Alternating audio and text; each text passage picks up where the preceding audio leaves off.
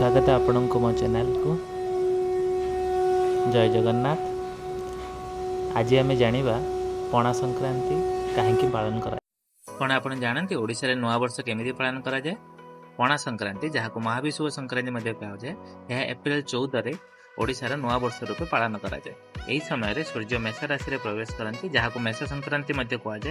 यही समय भारत में बहुत गरम अनुभूत हुए एवं यह ओडिशा नुआ वर्षर आरंभ बोली चिन्हट करा जाए।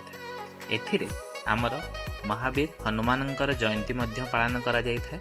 यह आपन को जानी आश्चर्य लगे कि प्रत्येक वर्ष से 2 थर हनुमान जयंती पालन करा जाए। कारण आप जानते कि यही समय गरम दाउ बंचाइवाई जो भक्त मैंने था जहाँ को पाटुआ कहुए, से भक्त मान बेल पणा बनाई दि जाए जो बेल फलर व्यवहार करा जाए। से अंगूर, नड़िया, बेदना, एप्पल, कदली, छेना एसबू को मिसई एक सुंदर पेय प्रस्तुत करा जाए जहाँ को बेल पणा कहुए। यही बेल पणा प्रत्येक ओडियार एक मन किणी नापी यथेष्ट। यह को आपड़ देखिपे के सुंदर लगुच। यही पेय को से पाटुआ मान दि जाए। से पाटुआ जो माने भक्त से निआरे चलने को थाए, निआर अंगार थाए, ता उपरे से माने चलती।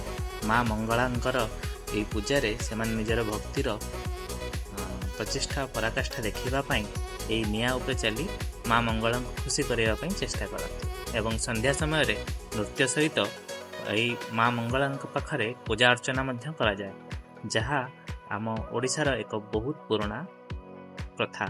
आपण को वीडियोटी केमिति लागिला हमको जणाइबे। धन्यवाद। आशा करुछि वीडियोटी आपन को भल लागिथिबो।